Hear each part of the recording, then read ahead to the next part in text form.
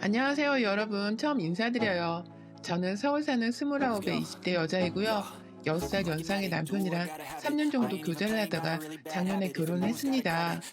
직업은 둘 다 보통의 월급쟁이 직장인이고요. 제가 대학 졸업하고서 쭉 다니던 회사가 있었는데 그만두고 한량한 세월을 보내다가 결혼 직전에 지금의 회사에 다시 들어갔거든요.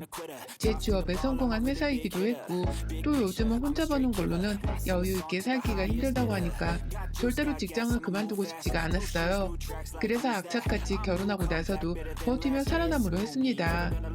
그런데 결혼하고 나서 얼마 지나지 않아 임신이 빨리 되어버리게 되면서 저는 더 이상 홀몸이 아니게 되었답니다.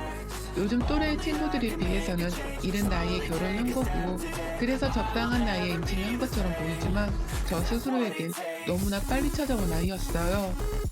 회사 생활에 지장을 주는 임신이었기 때문입니다. 재취업을 한 지 얼마 되지 않은 초짜 20대 사원이나 다름이 없는데 회사를 다니다가 바로 결혼도 하고 임신까지 해버리니 저는 완전히 진상의 사원이더라고요. 누가 봐도 말이죠. 최대한 동료 직장인들한테 피해를 주지 않기 위해서 제가 임신을 하고 나서 얼마나 노력을 했는지 몰라요. 나는 결혼하고 애를 낳고 나서도 이 회사를 꼭 끝까지 다니면서 월급 받고 살고 싶다는 것을 꼭 알려주고 싶었습니다. 그래서 무거운 몸을 이끌고서 계속 회사를 나갔고 일도 정말 열심히 했어요. 막달이 되어서까지도 회사에 붙들려 있으니 그제서야 직원분들의 입에서 먼저 말이 나오더라고요. 왜 육아휴직도 안 쓰고 이렇게 몸을 무리해가며 일을 열심히 하냐며 말이죠. 그 정도로 제가 쭉 몸을 폭삭시켰습니다. 첫 애인데도 불구하고 뱃속 애걱정도 제대로 하지를 않은 채로 말입니다. 제가 이렇게 직장을 오래오래 다니고 싶어 하는 데에는 다 이유가 있었습니다. 다 저 혼자 잘 먹고 잘 살고 그런 게 아니었어요. 저희 결혼하고 신혼집 차릴 때 그래도 남편이 모아놓은 돈을 조금이라도 가지고는 있는 줄 알았습니다. 그런데 남편도 집하나 전세를 구할 정도의 돈을 모아놓지 못한 상황이었고 집값은 집값대로 올라가 있고 모든 게 엉망진창이었죠. 직장 생활을 하면서 돈을 재 모으기도 전에 결혼을 하게 된 저로서는 결혼 자금이라고 턱 내놓을 수 있는 것이 없었고요. 그래서 정말 염치불구하고 서로의 부모님께 도움을 얻어보게 되었답니다. 그것만큼은 가장 하기 싫었는데 결혼하려고 하니 어쩔 수가 없더라고요. 그런데 그러고 나서도 집값 문제는 전혀 해결이 되지 않았어요. 각자 부모님한테서 받을 수 있는 여유자금을 받아오기로 했는데 남편은 꼴랑 돈 2천만 원을 가지고 온 겁니다. 전세금 하나 구할 수 있는 돈도 없는 형편이었으면 그냥 결혼 생각은 하지 말고 혼자 쭉 연애만 하면서 살 것이지 왜 결혼을 한다고 해가지고는 여기저기 돈 때문에 혼란스럽게 해야 하나 싶었어요. 우리 친정도 여유가 많이 없는데 그렇게 부족한 돈으로 결혼을 해서 고생할 바에야 그냥 우리는 연애만 하면서 이대로 재밌게 살다며 제 쪽에서 먼저 결혼 얘기를 접기에까지 이르렀답니다. 저는 좀 현실적인 사람이었기 때문에 결혼은 애들 장난이 아니라는 걸 남편에게도 분명히 말했어요. 이대로 대출을 왕창 받을 자격이 있는지도 모르겠지만 설령 대출을 받는다고 하더라도 평생 대출금을 갚으면서 직장에 다닐 수는 없는 것이라는 걸 누누이 말했죠. 그런데도 그 고비를 넘어서고 저희가 결혼했습니다. 남편이 결혼을 꼭 해야 한다면서 바득바득 우긴 것도 있었고 저희 친정에서도 보다 안 되겠다며 돈을 더 보태주셨거든요.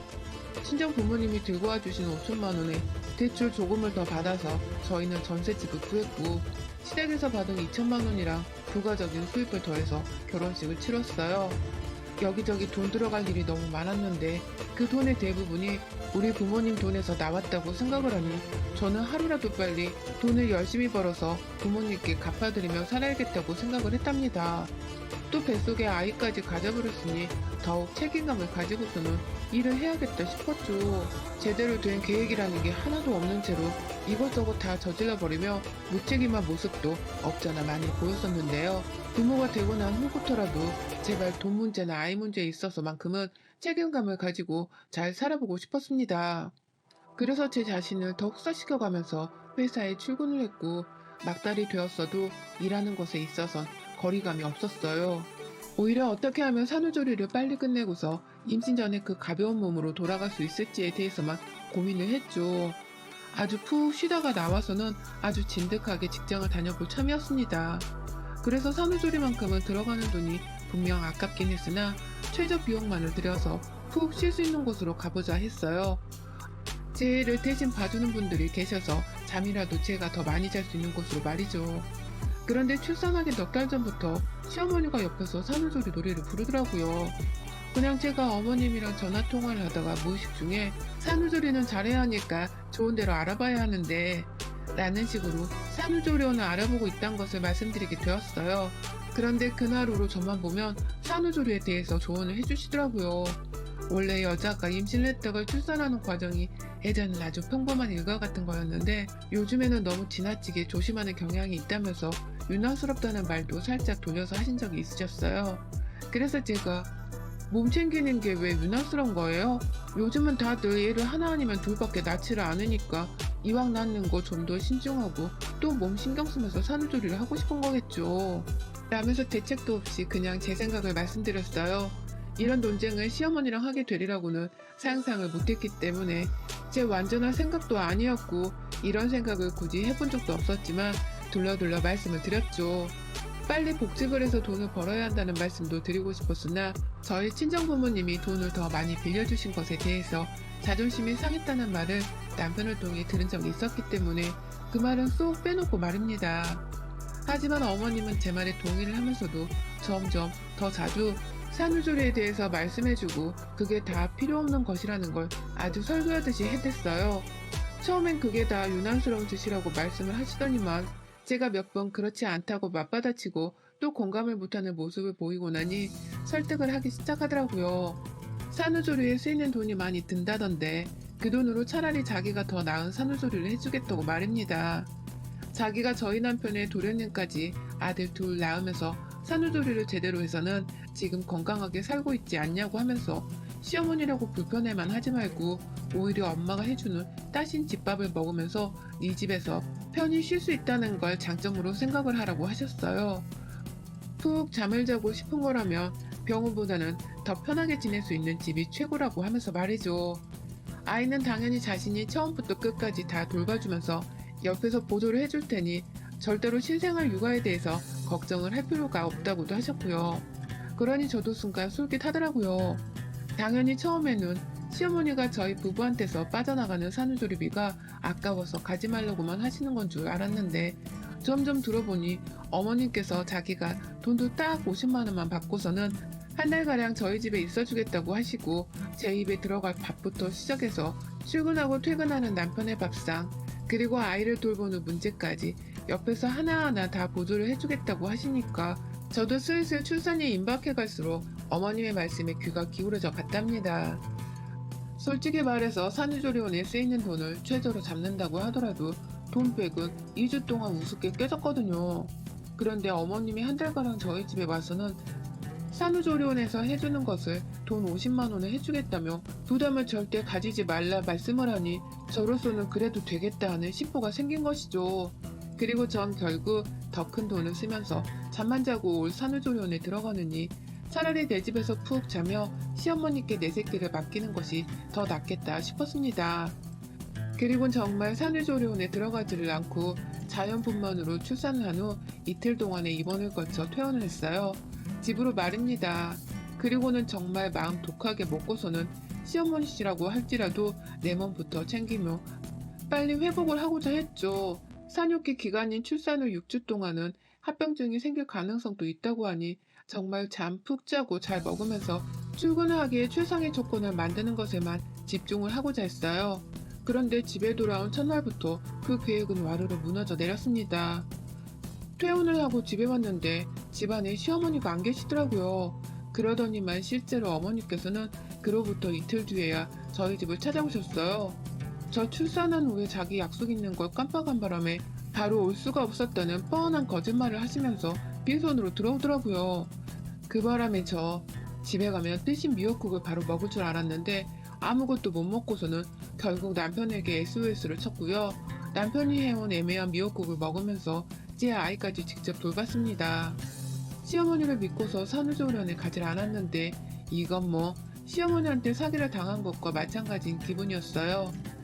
그 이틀 동안 저는 남편 미역국을 받아 먹으며 살아나려 하던 입맛이 뚝 떨어졌고 남편이 출근한 동안에 저는 혼자서 애를 보느라 정말 누워있는 건 그림의 떡이었어요. 그러다 어머님이 오셨는데 빈손으로 찾아와서는 미역국 해놨네. 그럴 줄 알았다. 원래 여자는 생존 본능이 있어서 지 먹을 건 알아서 해먹더라. 라면서 남편이 해놓은 미역국을 구경만 하며 추가 요리는 하지 않으셨고요. 오히려 남편이 해놓은 그 미역국을 직접 한 그릇 먹겠다며 잡수시고는 맛대가리가 없다고 짜증을 부리셨어요. 그래서 제가 그거 남편이 해준 거예요. 어머님이 집에 안 오시는 바람에 라면서 떽떽거리면서 말씀을 드리니 어머님이 멋쩍어 하면서 말씀하시더라고요. 그래, 남자가 밖에서 돈 벌다 보면 요리는 못할 수 있는 거지. 어쩐지 맛이 좀 모자르다니. 그래도 우리 아들 기특하네. 마누라 준다고 미역국도 다 만들고 라고 말입니다. 도무지 요리를 하겠다는 모습이 전혀 보이지도 않았고 준비를 하지도 않는 어머님의 모습에 상당히 당혹스러웠어요. 그럼에도 불구하고 우리 집에 왔다는 것 자체가 산후조리를 도와주러 오신 것일 테니 저는 일을 맡기고자 했습니다. 좀 자야겠으니 애를 돌봐달라 하면서 말이죠. 그런데 어머님 본인이 주무시더라고요. 방 안에서 아이한테 모유수유를 하고서는 애를 좀 봐달라고 하면서 어머님을 부르는데 아무리 부르고 또 불러도 반응이 없으신 거예요. 설마 사람이 죽었나 하는 생각에 무거운 몸을 이끌고서는 방 밖을 나가보니 시어머니는 저희 집 작은 방 안에 어느새 이불까지 친히 깔아놓고서는 잠을 퍼질러 자고 계시더라고요. 산후조리를 해주겠다고 온 사람이 산모가 모유수유를 하는 사이에 이불 깔고 드러누워 잘 생각을 했다니 기가 막혀 말도 안 나왔죠. 그날 시어머니는 남편이 퇴근을 할 때까지 아주 코까지 골아가시면서 편하게 잠을 자셨고 저는 누가 출산을 해서 휴식을 취하고 있는 건지 본관도 안 갈 만큼 저 혼자 얘를 돌보다가 미역국도 직접 끓여 먹기까지 하며 제 몸을 저 스스로 챙겼습니다. 그렇게 사흘 정도로 시어머니께 딱히 도움받는 것 없이 지냈고요. 슬슬 제가 이대로면 그냥 시어머니를 집으로 돌려보내도 되겠다고 생각을 했던 때에 시모께서 한 방을 크게 터뜨려 주셨네요. 그날은 남편이 해준 미역국을 진작 다 먹고서 제가 직접 끓인 미역국을 계속 먹다가 그것마저 다 떨어져서는 먹을 게 없던 날이었어요. 그래서 저는 당연히 저를 돕겠다 와주신 시어머니께 말씀을 드렸죠. 미역국 좀 끓여놔 주시라고 말이죠. 그런데 시어머니가 미역국이 다 떨어졌어? 그거 하나 좀 불려놓기라도 하지 라면서 심드렁하게 불만스러운 대답을 하더니만 알겠다 라고 하시더라고요. 그러니 저는 대답을 듣고서 다시 방 안으로 들어가 아이를 좀 보다가 쓱 침대에 누웠습니다. 불만 가득한 시모 표정이 열받아 죽겠고 저럴 거면 왜 자기가 산후조리를 잘 해주겠다는 거짓말을 해서는 우리 집에 온 걸까 싶어서 사기를 당했다는 생각에 기분이 더럽기도 했어요. 누워서도 계속 시어머니를 향한 불만 때문에 기분이 꽁해져서는 마음이 심란했고 애 걱정을 뒤로한 채 제 몸부터 잘 챙겼어야 했음에도 불구하고 전 애 걱정을 계속하면서 산후조리가 제대로 되어가고 있지 않음에 걱정이 한가득이었죠. 이러다가 출근하는 날에 계속해서 몸을 끙끙 앓아가며 출근을 하는 게 아닌가 싶기도 하고 말입니다. 여러모로 시어머니한테 사기를 제대로 당했다는 생각이 들어서 화가 치밀어 오르던 중이었는데 밖에서 시어머니가 요리를 하긴 하는 건지 뭔가 자꾸 뚝딱뚝딱 거리는 소리가 들려오대요. 그래서 전 당연히 어머님이 미역국을 드디어 만들어주는가 보다 싶었습니다. 그래서 잠시라도 좀 쉬어보려 했는데요. 어디선가 불현듯 익숙한 냄새가 방 안으로 밀려 들어왔어요. 그 냄새는 마치 제 오감을 완전히 자극한과 동시에 머릿속에서는 자연스레 양은 냄비를 떠올리게 하는 그런 냄새였습니다. 제가 아주 잘 아는 냄새였죠.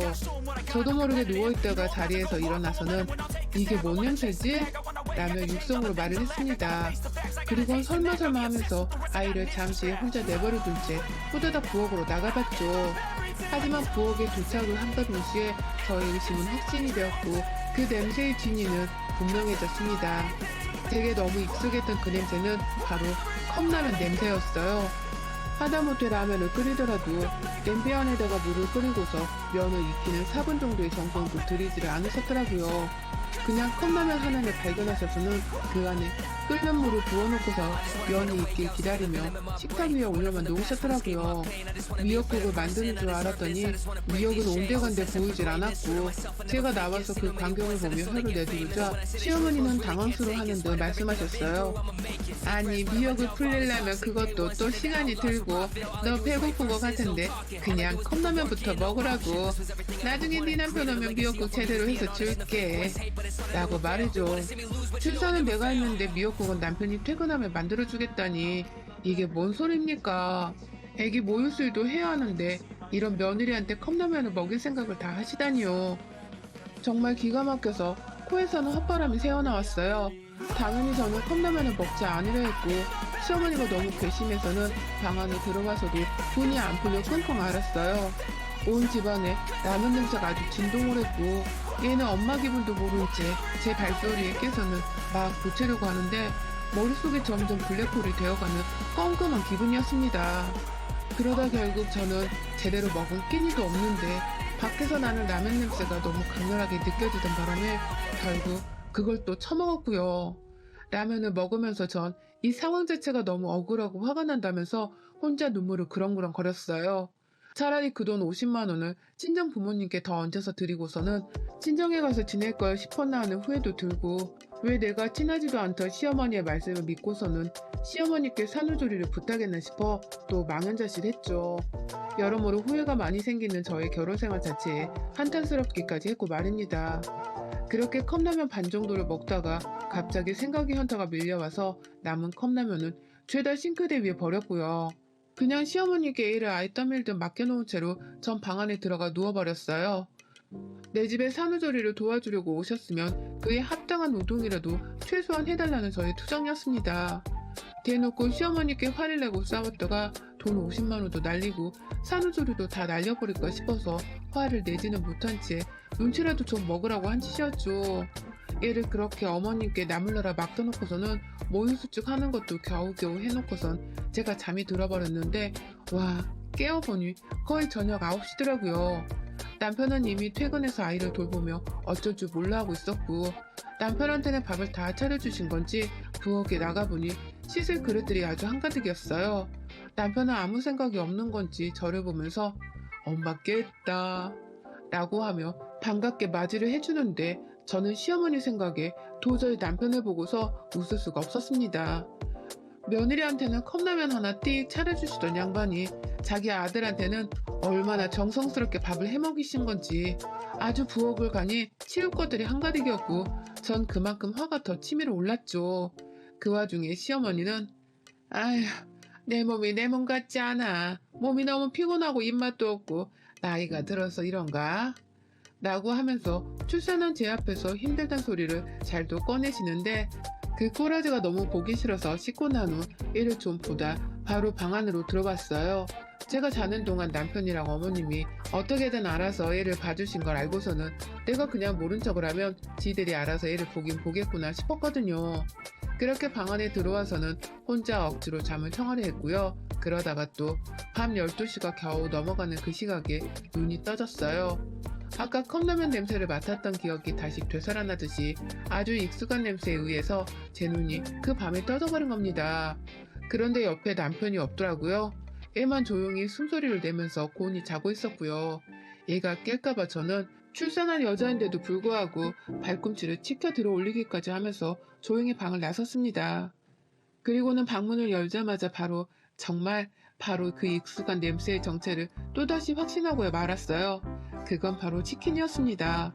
이 밤에 막 치킨을 주문한 건가 싶어서 이 시간까지 문을 여는 치킨 가게가 근처에 있었나 의아해하던 중 밖에서 시어머니의 쥐새끼 같은 말소리가 들려왔어요. 아까 이거 시켰다가 네 마누라가 깨서 얼마나 놀랬는지 문 밖에서 치킨이 식을까봐 걱정을 했는데 이제 보니 치킨이 식은 게 더 맛있는 것 같다 라고 하시더라고요. 그러면서 지 아들이랑 좋다고 그걸 맛있게 나눠 먹느라 쩝쩝거리는 소리가 제 귀 바로 옆에까지 들려오는데 환장하겠더라고요. 며느리한테 치킨 한 조각 나눠주는 게 아까워서는 아까 제가 일어났을 적에 치킨이 집에 도착을 했음에도 모른 척 그냥 그걸 집 밖에 놔뒀나 보더라고요. 일부러 저한테는 인기척도 안 하고 지들끼리 먹으려고 배달원한테는 배달 시에 문도 놓고 하지 말라고 말을 했던 것이고요.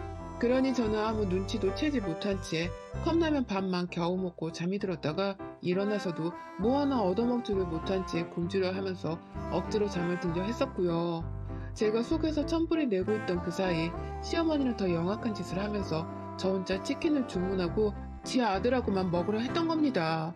그걸 또 이 새벽에 저하고 아이가 모두 잠든 사이에 둘이서만 쪼르르 부엌에 나와서는 그걸 처먹고 있는데, 그러니 저 두 모자의 행복에 찬물을 끼얹어 줘야겠다 싶었죠. 뭘 쳐드시고 있나?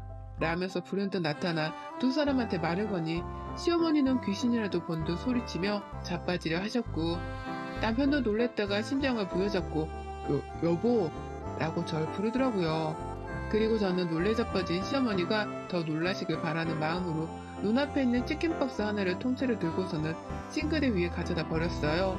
그리고 물을 틀어버렸죠. 어머님은 저한테 오늘 컵라면 하나 겨우 만들어주시더니 산후조리도 안 하는 남편한테는 저녁밥도 차려주시더니만 야식도 시켜주셨나봐요. 누가 보면 이 사람이 일을 낳은 줄 알겠어요? 라고 말을 하면서 시어머니를 노려보니 남편은 컵라면만 먹었다고? 당신이? 라면서 저를 따라서 시어머니를 쳐다보더라고요. 아무래도 시어머니가 남편한테는 저한테 산후조리를 잘 시켜주고 있다는 거짓말을 하셨던 것 같아요. 그러니 남편도 제가 컵라면 하나만 먹으면서 산후조리를 하고 있었던 사실에 많이 놀란 듯 보였고요. 제 손이 부르르 떨리면서 시어머니를 노려보고 있자 남편은 그러더라고요. 자기야 미안해. 나는 당신이 모유수유한다고 음식은 밥 말고는 안 먹는 줄 알고서 딴에 배려를 한다고 조용히 나와 먹으려 한 건데 오늘 컵라면을 먹었을 줄은 몰랐네. 라고 말이죠.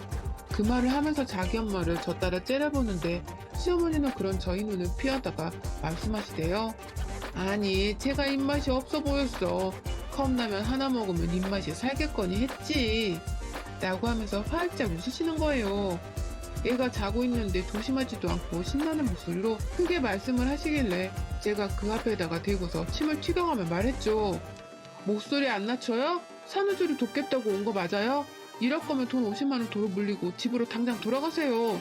어머님 없이 저 혼자 제 몸 챙겨가면서 산후조리를 해왔는데 남은 한 주 동안은 못 올 줄 아세요? 지금이라도 당장 가세요.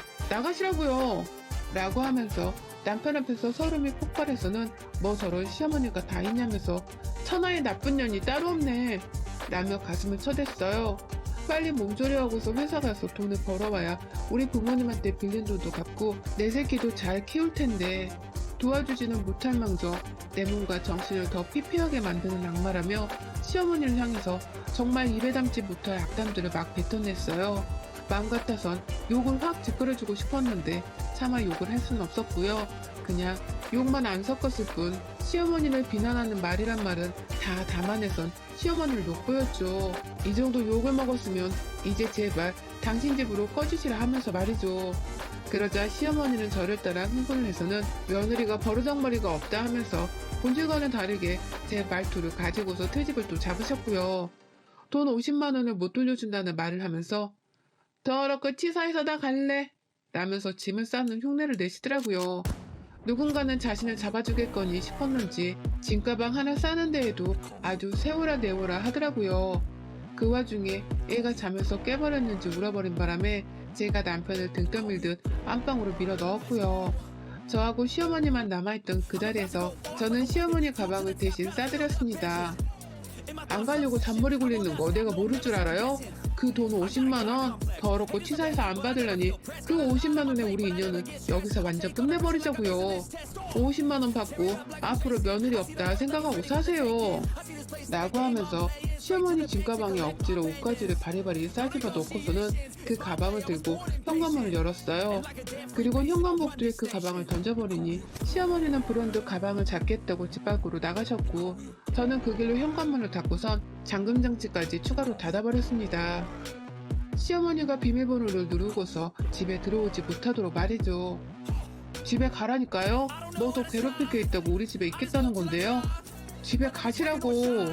라면서 더는 소란 피우지 말고 가라며 문을 쾅쾅거리며 겁을 주니 어머님도 그 새벽에 어쩔 수가 없는 건지 소란은 더 못 피우더라고요. 그리고는 남편 핸드폰으로 막 전화를 하는데 제가 보란 듯이 남편 핸드폰을 꺼버렸습니다. 그리고는 현관 밖에서 시어머니 들으라는 식으로 소리를 쳤죠. 마누라 산후조리도 괴롭힌 양반한테 어머니 대접해주길 바란다면 당신도 사람 아닌 거지. 지 새끼한테 모유수유를 하고 있는 마누라한테 컵라면이나 먹이고 미역국 한 번을 안 끓여주신 시어머니신데 내가 어른 대접해드리길 바란다면 당신도 똑같은 놈인 거야. 똑같이 쓰레기 되기 싫으면 당신 엄마가 그냥 알아서 집으로 꺼지시도록 가만히 있어. 아님 나 당장이라도 이 집 전세 빼고 내 친정 갈 거니까 당신도 당신 집으로 쫓겨날 각오를 하던가. 라고 말이죠. 그러니 남편도 처음엔 시어머니 걱정을 하는가 싶더니 슬슬 제 눈치를 보면서 한마디 하더라고요. 그냥 빨리 가 엄마. 라고 말이죠. 그리고는 자기가 카카오 택시라도 불러드리면 안 되냐고 부탁을 하길래 그러라고 했습니다. 그리고 그날 시어머니는 아들이 불러준 카카오 택시를 타고서는 요요히 시댁으로 돌아가셨어요. 더 말도 못 붙이고서는 이대로 며느리랑 영영 쌩까고 살게 될까 싶어 불안하셨는지 더 소란을 안 피우고 집으로 가셨더라고요. 그리고는 다음날에 자신이 잘못했다며 다시 산후조리를 제대로 도와주겠다고 연락을 해오시는데 다 필요 없다고 쐐기를 박아버렸어요.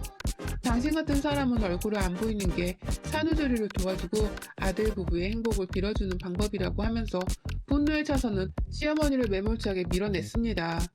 곧 출근을 해야 하는 저는 이제라도 산후조리를 잘 해야 한다는 긴박감이 들어선 친정엄마한테 또 도움을 요청하고서는 엄마가 끓여주신 미역국만 내내 먹으면서 거의 좀비처럼 누워만 있었고요. 남편은 그 옆에서 저희 엄마 눈치에 제 눈치를 보고 사느라 아주 군기가 단단히 잡혀있는 중이랍니다. 산후조리 해준다고 집에 와선 컵라면 하나를 끓여준 걸로도 모자라 남편만 쏙 불러선 야식까지 쳐드시려 하신 우리 어머님. 당신의 영악함은 정말 인정합니다만 그 영악함으로 평생 큰며느리를 잃게 되실 거라는 건 전혀 예상을 못하셨던 것 같습니다. 안타까워 어쩌면 좋아요. 여러분의 생각은 댓글로 남겨주세요. 오늘도 시청해주셔서 정말 감사합니다.